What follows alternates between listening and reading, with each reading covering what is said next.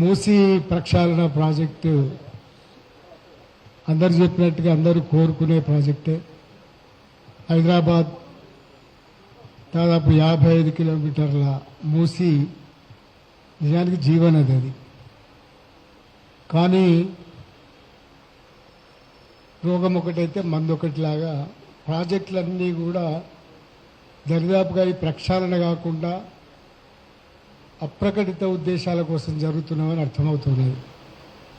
ప్రభుత్వాలు ఏ ప్రాజెక్టు గురించి మాట్లాడినా కూడా సత్యం మాట్లాడవు, పారదర్శకంగా ఉండవు, అబద్ధాలు చెప్తుంటారు. పోనీ ఏమన్నా ప్రమాణాల ప్రకారంగా అన్నీ పరిశీలించేస్తారంటే అది కూడా చేయరు. నిపుణుల కమిటీలు వేస్తారు, అవన్నీ అబద్ధాల కమిటీలుగా వెళ్తాయి.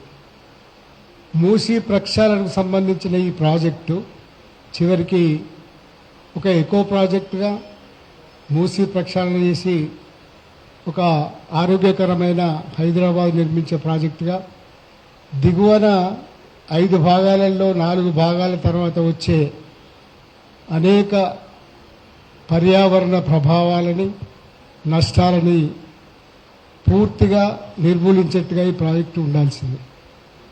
నిజమే, ఒక మధ్యలో ఒక నది ఉన్న నగరంలో ఆ నది కలుషితం కావడం, పర్యావరణ ఇబ్బందులు తేవడం, విషతుల్యం కావడం, ఆరోగ్యాలకి భంగం కావడం ఎవరు ఇవేమి ఊహించే విషయాలు కావు. కానీ ఏ కార్పొరేట్ ఫార్మా కంపెనీల కోసమైతే ఈ త్యాగాలు జరుగుతున్నాయో, ఇప్పటికీ కూడా ఈ ఫార్మా కంపెనీ నుంచి వచ్చే కాలుష్యం గురించి ఎవరు ఆలోచించరు. ఎస్టీపీలు కడతామంటారు, అవి కట్టరు. ఈ ప్రక్షాళన ఎట్లా జరుగుతుందో చెప్పరు. కానీ చివరికి మూసీ ప్రక్షాళన ప్రాజెక్టు ఒక 50 మీటర్ల బఫర్ జోన్లో దాదాపు 30 అడుగుల రోడ్డు వేస్తున్నారు ఈ ప్రాజెక్టులో. అది విచిత్రం. 30 మీటర్ల రోడ్డు, 20 మీటర్లు ఎక్కువ జోన్ అంటున్నారు. ఈ రోడ్డు సంగతి తేల్చరు. ఈ రోడ్డు వచ్చే శబ్ద కాలుష్యాలు కావచ్చు, లేకుంటే రక్షణకు సంబంధించిన విషయాలు కావచ్చు, తేల్చరు. అంటే మొత్తం ఒక జీవనదిని ఒక కాంక్రీట్ అడ్డుగోడలాగా తయారు చేస్తున్నారు. దీనిలో 5 చెక్ డ్యామ్స్ ఉన్నాయి.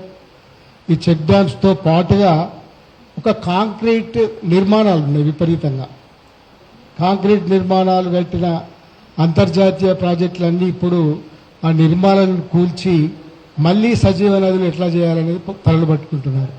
మనం కొత్తగా చాలా ప్రాజెక్టులలో ఇట్లాగే ఉంటాం. మనం ఎవరో తిరస్కరించిన ప్రాజెక్టులన్నీ తెచ్చి మనం ఎత్తిమీద పెట్టుకుంటాం. ఎవరో తిరస్కరించిన అణు ప్రాజెక్టులు తెచ్చి మనం ఎత్తిమీద పెట్టుకుంటాం. ఎవరో తిరస్కరించిన డాటా కంపెనీలన్నింటినీ మనం ఎత్తిమీద పెట్టుకుంటాం. అట్లాగే ఈ ప్రాజెక్టు కూడా వైబుల్ కాదు, మనం ఆశిస్తున్నది కాదు. 1,50,000 కోట్ల ప్రాజెక్ట్ అని చెప్తున్నారు. మొదటి దశలో 7,000 కోట్ల పైబడి మనం ఆ నిర్మాణాలు చూస్తున్నాం. నిజానికి లాజికే లేదు. ముఖ్యమంత్రి రేవంత్ రెడ్డి గారు 2, 3, 4, 5 తర్వాత వచ్చే గ్రామాలకు వెళ్ళినారు. వెళ్ళి వాళ్ళందరికీ కూడా ఒక రంగుల కళ చూపించినారు. మన కాలుష్యం పోకూడదా, మనం ఇట్లనే బతకాలా, ఇదంతా మనకు ఉండాలా అని మాట్లాడినారు. అసెంబ్లీలోనేమో అసలు బుల్డోజర్లతో తొక్కించి మరి దీన్ని కట్టిస్తున్నారు. Okay, fine, కట్టించండి. బుల్డోజర్లతో తొక్కించడం ఎందుకు? కానీ బుల్డోజ్ చేస్తున్న ఇళ్ళెన్ని, పర్యావరణం ఎంత, నష్టపోతున్న వాళ్ళు ఎంత, సంఖ్య చెప్పండి. అబద్ధాలు ఆడకండి.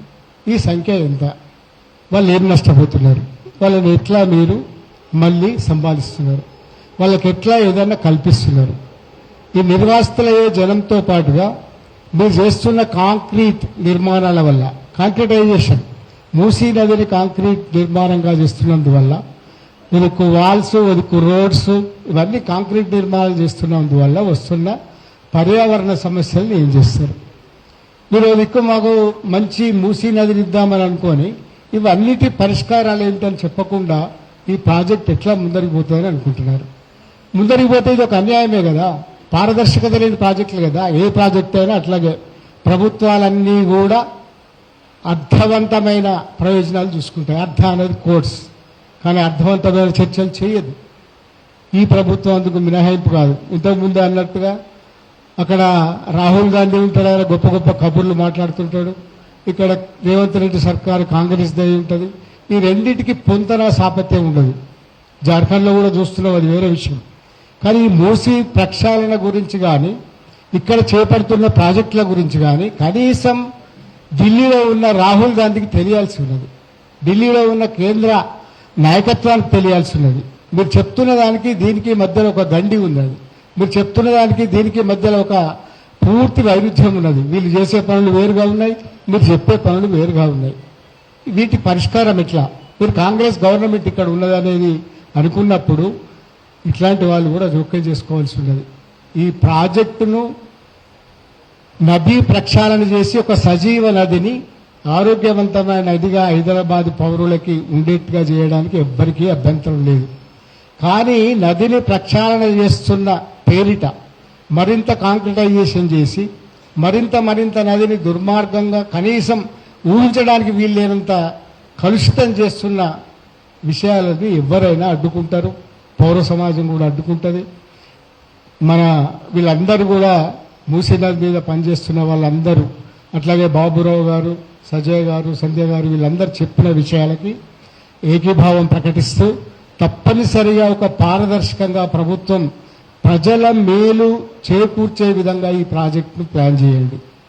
ప్రజలు ఎంతమంది నష్టపోతున్నారు, నిర్వాసితులు ఎంతమంది అవుతున్నారు, వాళ్ళ భవిష్యత్తు ఏమిటి? అట్లాగే మీరు చెప్తున్న లక్ష్యాల మేరకి ప్రాజెక్ట్ ఉందా? అబద్దాలు ఆడకండి.